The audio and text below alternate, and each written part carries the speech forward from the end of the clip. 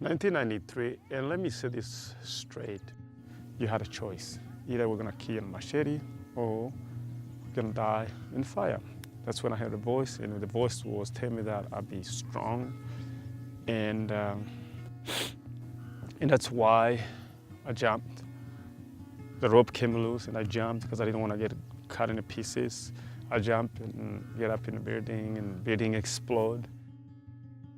I've got this really cool kid here at Abilene Christian that just graduated, and he's working for the engineering department at Abilene Christian, and kind of maintenance stuff, and I really think you should meet him. And so I said, well, send him down. So he came, sat in our living room, and he had told us his story. When Gilbert came in, the first thing I told him was like, we're going to be doing some marathon kids assemblies. These kids are going to love you. And so we put him to work, sent him out to these marathon kids, and he was instantly a hit. I think first thing I told him was, you've been saved for a reason. That wasn't an accident, that you made it alive. The foundation is based on the idea of forgiveness, and that is a huge part of Gilbert's mission. Because of what happened to Gilbert when he was here in Burundi, it was very important for him to forgive the people. I've not faced anything like Gilbert, and so if he can do that, I can definitely live my day full of joy and mercy, and extending grace and mercy to all those around me, because I mean, what's the point otherwise? We're on this, struggle together. And his focus on that was that if everybody had timely access to water, then maybe they would have more time for education, and that might be the gateway to a better community. So focused on doing something very positive for the people in his country, and he's chosen one thing to do, and that is to bring water, which will impact the lives of every individual that gets clean water. And I think that single-minded purpose is key to having a successful foundation. Everybody knows the mission of the Gazelle Foundation. It's to bring clean water to the people of Burundi. And he does that. And I believe in that purpose. A small footprint. Not all foundations are a small footprint. And that's important because it costs a lot to run a foundation, and if your expenses are low, if you have the right people in the right places over in Burundi, and you have them doing all the right jobs, those dollars that we are able to share with the foundation, they make it all the way to Burundi, and that's cool. You don't see that everywhere. I mean, here we are having a bad hair day, or I can't find my spaghetti sauce that I'm used to having in a grocery store, and I'm so upset about that.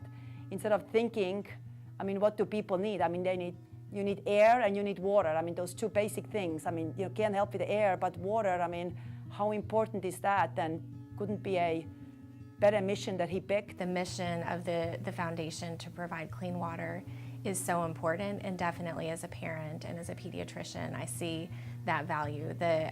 First of all, having water, it is obviously important for life, and the clean water is such a huge component of that. I mean, we see in so many countries that children don't survive out of childhood because of simple diseases that are born through water. The only thing that happened to our water supply was it rained a lot, which in theory should mean more clean water, right? And instead, the rain created so much movement in Lake Austin and Lake Travis, where the city's water comes from, that people had to boil their water before they could drink it. As Gilbert will tell you, and as the Gazelle Foundation is super familiar with, there are certainly places in Africa and elsewhere where boiling your water would be a luxury compared to what they go through, compared to the water that they have to consume, or compared to the distance that they have to travel to go get access to any kind of water for their family and their friends and their community.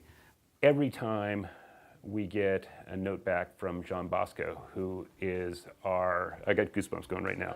Every time I get an email from John Bosco, who sends us pictures or will send us a story about how a teacher said, please thank these people from the Gazelle Foundation because this is the first time I've had full attendance. Every time we've heard from a doctor in a clinic there that says there are thousands of people who are now alive because of the donors who have helped us with bringing clean water to these people. You look at the transformation of a village, lots of people don't have any idea. The dream became a reality. The dream to transform a village became a reality.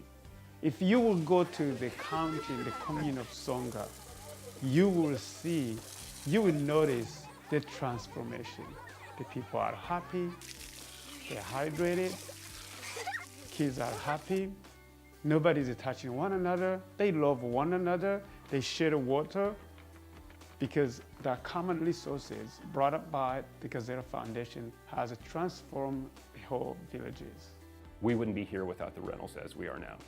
The Reynolds family, without DK, to pull everyone together, it wouldn't have happened.